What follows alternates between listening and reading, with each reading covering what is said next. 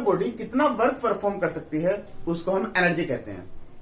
यदि हम आपसे कहें कि एक स्टूडेंट 5 घंटे तक लगातार वर्क कर सकता है, लेकिन दूसरा स्टूडेंट 10 घंटे तक लगातार वर्क कर सकता है, इट मीन्स जो 10 घंटे तक वर्क कर सकता है उसकी एनर्जी ज्यादा है, वो ज्यादा काम कर सकता है, उसका स्टेमिना ज्यादा है, क्योंकि उसकी कैपेसिटी ज्यादा है काम को करने की। इसलिए हम कहते हैं कि कोई बॉडी कितना बर्डन परफॉर्म कर सकती है उसको एनर्जी कहते हैं। यदि हम आपसे कहें कि कोई पर्सन 100 मीटर मूव कर सकता है और दूसरा पर्सन 1 किलोमीटर मूव कर सकता है, इट मीन्स उसकी एनर्जी ज्यादा है, उसके अंदर स्टेमिना ज्यादा है, उसके अंदर कैपेसिटी ज्यादा है, उसके अंदर एबिलिटी ज्यादा है।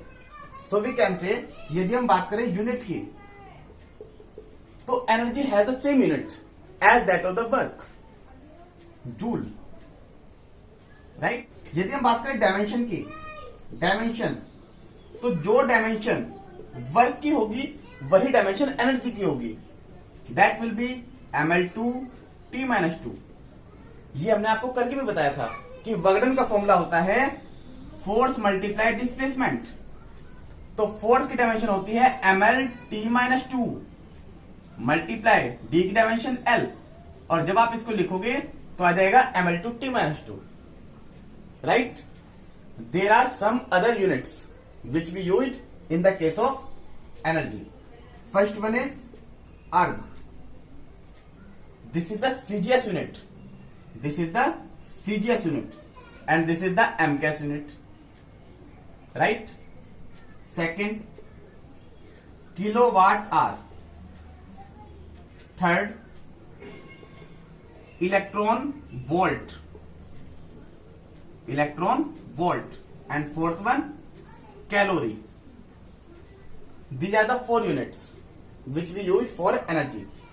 अब बात करते हैं अर्ग की, तो 1 अर्ग में 10⁻⁷ जूल होते हैं बेटा, ठीक है। किलोवाट आवर में 3.6 मल्टीप्लाई 10⁻⁶ जूल होते हैं। यदि हम बात करें इलेक्ट्रॉन वोल्ट की, तो 1.6 मल्टीप्लाई 10⁻⁹ जूल होते हैं, और 1 कैलोरी में 4.186 जूल होते हैं। ये आपको ध्यान रखने हैं। There are different types of energy, just like mechanical energy, mechanical energy में 2 टाइप्स की एनर्जी आती है। First one is kinetic energy and second one is potential energy, right. इसके अलावा हमारे आसपास बहुत सारी एनर्जी होती है, जस्ट लाइक हीट एनर्जी, लेकिन इस चैप्टर में हमें केवल मैकेनिकल एनर्जी के बारे में ही डिस्कस करना है। इट मीन्स हमको केवल काइनेटिक एनर्जी और पोटेंशियल एनर्जी के बारे में डिस्कस करना है। तो सबसे पहले आज हम डिस्कस करते हैं what is kinetic energy. The energy possessed bye a body, जब भी कोई बॉडी मूव करती है तो उसके पास एनर्जी होती है, और उस एनर्जी को बोलते हैं kinetic energy. Here are some examples of kinetic energy. A moving hammer drives a nail into the wood. आपने देखा होगा जब हम हैमर को लेकर आते हैं तो जो नेल है वो वुड के अंदर चली जाती है। क्यों? क्योंकि हैमर के पास काइनेटिक एनर्जी है, क्योंकि हैमर मोशन में है, और उसी काइनेटिक एनर्जी के कारण वो वर्क डन कर पाता है। किस पर? नेल पर। और जब नेल पर वर्क डन होता है तो नेल वुड के अंदर चली जाती है। A fast moving stone can break a window pane. किसी भी विंडो को ब्रेक करने के लिए हमें वर्क डन की रिक्वायरमेंट होती है, और वो वर्क डन हमें मिलता कहां से है? फास्ट मूविंग स्टोन से, क्योंकि इसके पास काइनेटिक एनर्जी होती है, और वही काइनेटिक एनर्जी वर्क डन में कन्वर्ट हो जाती है। A bullet fired from a gun can fire a target.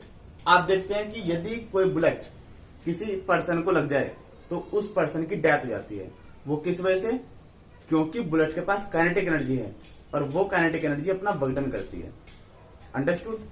Next, यदि हमें विंड मिल्स चलानी है तो हमें एयर की काइनेटिक एनर्जी को यूज करना होता है, और यदि हमें वाटर मिल्स चलाने हैं तो हमें वाटर की काइनेटिक एनर्जी को यूज करना होता है।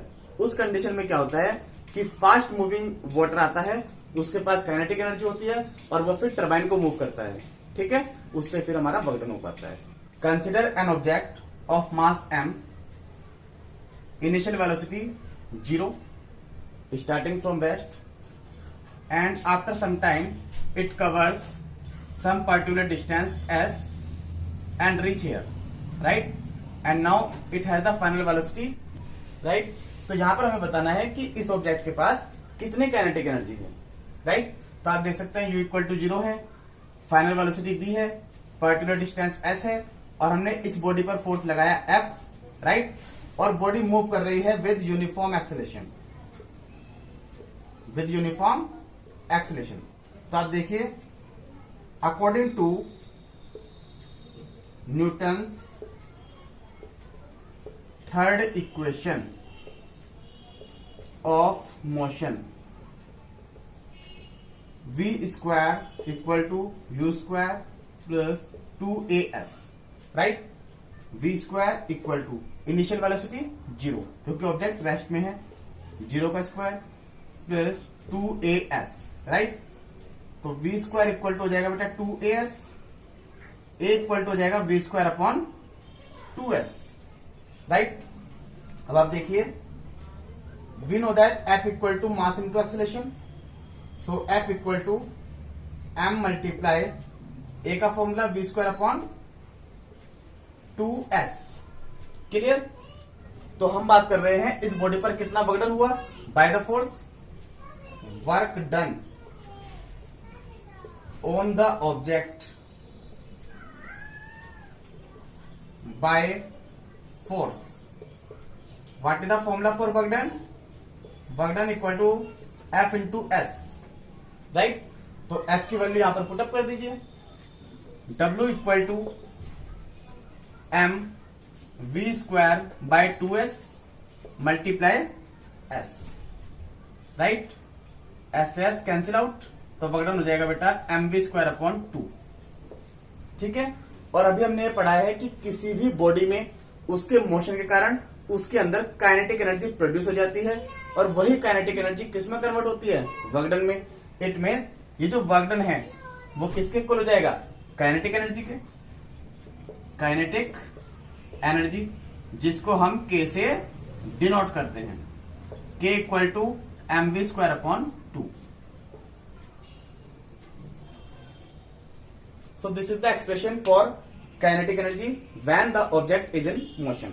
अब आप देखिए, क्योंकि वर्क डन स्केलर क्वांटिटी है, वर्क डन स्केलर क्वांटिटी है, इट मीन्स एनर्जी भी स्केलर क्वांटिटी होगी, एनर्जी भी स्केलर क्वांटिटी होगी, राइट? क्योंकि work done equal to energy.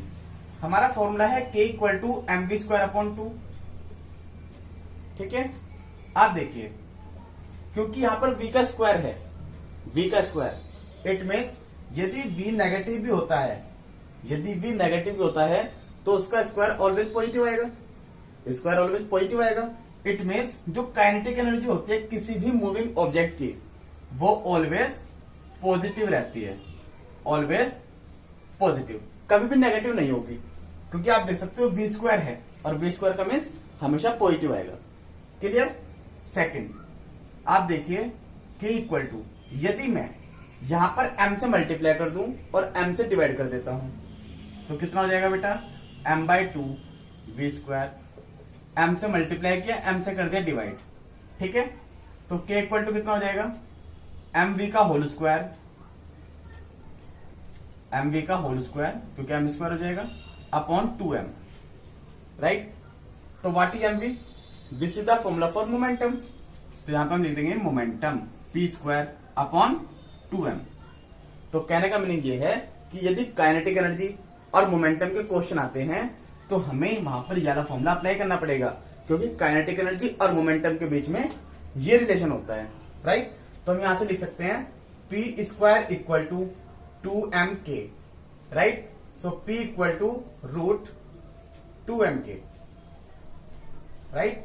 तो यदि आपसे पूछा जाए कि किसी बॉडी का मोमेंटम कितना है और उसकी काइनेटिक एनर्जी गिवन है, तो आप ये वाला फॉर्मूला यूज कर सकते हैं, राइट? और यदि हमें मोमेंटम गिवन है तो हम ये वाला फॉर्मूला यूज कर सकते हैं, right? So this is the relation between kinetic energy and the momentum.